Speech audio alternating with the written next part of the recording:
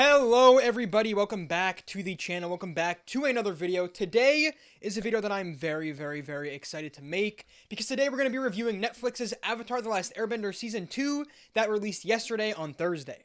Now, I was lucky enough that Netflix actually sent me the season about a week early. I don't know why they sent it to me, but I do really appreciate it. Me being such a small channel, I appreciate the opportunity so much. But don't worry, that's not going to affect my review at all. I'm not going to meat ride the show because Netflix sent it to me early. I'm going to give you my full honest thoughts, whether that's good or bad in the video. It's not going to affect it at all, but I just want to say that I'm very grateful for the opportunity to watch the show early, because I feel like it gave me a lot of time to really sit with my thoughts and kind of configure a very thought out video. I've recorded this video a couple times. I just haven't really liked how it was.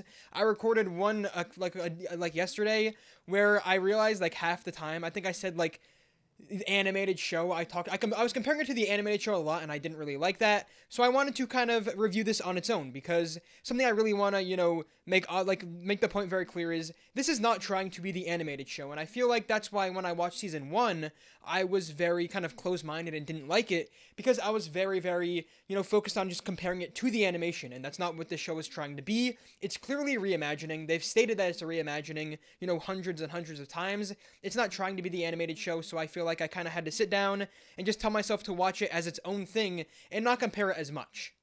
Now, obviously, in this review, I am going to compare it a lot to the animated show, because that's just what happens. That just comes with the territory of covering a reimagining or a remake. But I am going to try to be fair and compare it, as a show alone, and then compare it to the original animated show as well. But starting off, I just want to say, I am very pleased with Season 2. When I finished watching it, I found myself wanting more. I found myself waiting for the third season to come out. I literally looked up, I was like, have they announced the Season 3 release date yet? Like, I was very intrigued and very excited to see where they bring the story. What are they going to change? What storylines are they going to focus on? I'm really excited to see how they finish off the show. I know Season 3 is filmed, so I cannot wait for maybe in a year to finally get that season and to see how they finish off this show, because I really liked Season 2. So I want to start off with some of my pros, because I feel like I have a lot of pros, so I'm only going to talk about a few, because I want to keep this video short and sweet. But the first thing I really want to talk about is the tone of the show in general, not just this season, but I really like the tone, the more dark tone. I wouldn't say like horror aspects, but they really do focus on the realism and showing how horrible the Fire Nation is and how evil these people are. I mean, cutting to shots of just these people, real people, burnt alive and just charred, and, they really focus on, again, the realism and the horror of what a group of people basically just murdering millions and millions of different people. Like, they really do show how horrible this is and how evil the Fire Nation is, and it makes you really hate them. Obviously, I love the playfulness and the kind of happiness in the original animation, but I think it's really fun to get a new take on it. I almost think of it as much as I hate Man of Steel, like, I think of this as like the Man of Steel of the Avatar universe, where we're getting a darker tone on this really happy character. And, like I said, I hate Man of Steel, but I think it really does work with this show, because they make the story work in a way that feels real. So the tone is honestly one of my standouts for the season. I love it so much. I think it is one of the best choices that they made for this show, because I feel like it makes it stand apart from the animation as well, and it shows that they are not just doing the same thing. They are doing something different. And speaking of doing something different, this season also corrects a lot of the things that they changed in Season 1 that I wasn't a big fan of, specifically the Katara and Aang kind of relationship. And in my opinion, I don't think they're going to go all the way like they do in the animation, but I do think that they're adding little hints and aspects of that storyline, because I think it's really crucial. I mean, there are so many times in the animation where the story relies on Aang's feelings for Katara, and if without that would completely change everything in the show. And I feel like that really does take away from it. And, a lot of Aang's character motivation is Katara, is his feelings for her and his love for her. So I really like that they're adding at least a little bit of that into this show, because I feel like then you can still have all of those motivations, even if you don't want to go all the way and making them have a full-fledged relationship. But now moving on to another pro, I think all of the performances in this season are a major step up from Season 1. I don't think anybody had a poor performance in Season 1, but I do think that everybody, even from their great performances in Season 1, step it up and are even better in this season. And I think that's a credit to the actors, but also a credit to the writers. I feel like they add in some really interesting storylines here that weren't in the animation, the main one being with Sokka and his, feelings for Yue and Suki, and how that's affecting him and Suki with, Yue in season 1. I really, really like that they really mess up, like, Sokka in the season. He's really upset about what happened at the end of season 1, and obviously we get that a little bit in the animation, but they really focus on that in season 2, and they make it a major part of Sokka's storyline, and I think that it's really interesting, and it made me want to see more of Sokka. While in other seasons of the animation, I might not want to see as much of him, I wanted Sokka on screen, and every time he was on screen, I wanted them to dive deeper and deeper into his motivations, into his storyline. I thought they really handled his character with a lot of care, and I think they made him so interesting, and I really loved it. And just even more on the performances, like I said before, when the gang gets into their big fight, I was really, like, it was really upsetting because the actors do such an amazing job at conveying that, like, this is really hurting them, every single one of them in a different way, and, it was just honestly, like, heartbreaking seeing them split up and then being apart for about an episode and a half. Like, it really messed me up, and, like, I think that's just all credit to the actors and writers. They clearly cared about what they were doing, and they did an amazing job. And speaking of people caring about the show, I want to also talk about the effects in the show, because the effects in the show are absolutely stunning. I was watching this season, and just as, episode through episode, I was just thinking that, like, these are, like, these effects are on par with some Marvel, DC, Star Wars, like type level effects, with those big, like big blockbuster movies. Like, they were on par or even better than some of those big blockbusters, and I don't know how much money they put into every episode, but, like, it clearly, like, is, like, enough, and you could just tell that, like, everybody cares about the show. Everybody that works on this show really does care, and I think it also shows with the sets and the practical effects. Ba Sing Se, it really feels like you are just in, like, they're in this massive city with these, huge walls that are just closing them in. You really feel like the suffocation of Ba Sing Se, and I think that's really, like, a big credit to, the building the sets and the people that built the sets and worked on all these different places. I mean, you really do feel every single bit, and you feel like you're, like, immersed into this place, and it feels real. And then going on to the last pro, and honestly the biggest pro of the season, is everything with Toph. I think Toph is 100% the best part of the season. Whether it's the performance, the writing, everything about her was just so perfect. It feels like they just, like, picked up the animation Toph and just plopped her into live action, and that's what we got. Like, every single aspect of the character, all the mannerisms, the sarcasticness, the, butting heads with Katara, being kind of a smart, like, every single aspect of the character was so perfect. I have no complaints at all. And the way that they handled the character when they show kind of what she sees when she's bending is just so cool. How she kind of reads the room and reads, and can see stuff while being blind. I thought all that was so visually pleasing and so awesome. And I just think the actress did an amazing job. The writers did an amazing job. And that's, like, 100% my favorite part of season 2 and an absolute standout. And I cannot wait to see her in season 3. But now, with all the pros that I have, I do have some things that I want to talk about as, I wouldn't say cons, because, again, I'm not mad at any of this stuff, and I don't mind it that much. I just want to say some things I wish they maybe had done a little bit better, because I do think they could have done things better. Obviously, it's a TV show, nothing's perfect, so I want to talk a little bit about that as well. The first thing that I really want to talk about, and I feel bad talking about this because I know the Azula actress got a lot of hate, and she did an amazing job this season. All these actresses did an amazing job, but I feel like Azula, Ty Lee, and May just didn't really feel that intimidating this season like they do in the animation.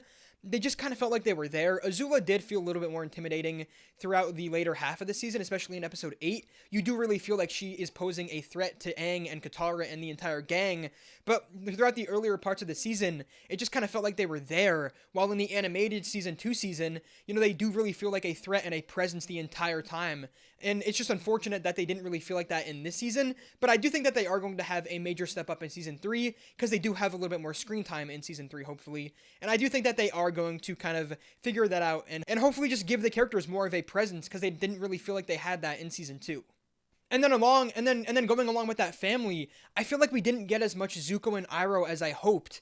I mean, in the first, I think half of season 2, we don't really see much of them together. And then the scenes that we do get them together, it just doesn't feel as compelling as it did in the animation. And again, I don't like comparing this to the animation. Like I said, it's not the same thing, but you do have to compare a little bit. And I just feel like the scenes in season 2 with Iroh and Zuko are just much more emotional and compelling in the animation, and I feel like they kind of missed the mark on that. No hate to the actors at all or the characters. I still think that Zuko was awesome this season. I loved how they had his character arc happen throughout the 8 episodes. I loved his little storyline with the girl from Bizarrevark and that young kid. I thought that was really awesome. I just wish there were a little bit different, story tweaks here and there to make those moments, those emotional moments, hit a little bit more. And then probably my biggest con of the season, or the biggest thing that I was a little bit confused about why they changed it, but I think it still makes sense even though it's my biggest con, I still understand it, is they took away the entire brainwashing aspect of Ba Sing Se. And I was really, really conflicted with this for a little bit because while I understand it and I think it makes a lot of sense for the more realistic approach they're going for with this show, I do think that it takes away a big part of the story. I think that, one, the brainwashing shows just how corrupt the Earth Kingdom and, specifically Ba Sing Se is, and the Dai Li. It shows how corrupt they are. And I think it also takes away a major conflict with Jet this season, which I think was missing. I think it works in the live action because there just wasn't enough time for it, but there's no, Jet fighting the gang like there is in the animation, and I just feel like it adds just, another layer of conflict that they need to deal with, and it just really feels like they're being suffocated by the Dai Li and the boss and Ba Sing Se, and just Ba Sing Se, they're just throwing everything at the gang that they can, and it just didn't really feel like that this season. But again, I understand why they took out the brainwashing aspect because it just wasn't going to fit into the story. And we still do get kind of a spin on that. We see them kind of just torturing Judy instead of brainwashing her, which again, I think works out. I'm not mad about it. I just think it was a little unfortunate. And then speaking of Jet, I think that his storyline this season was fine. I thought it was interesting enough.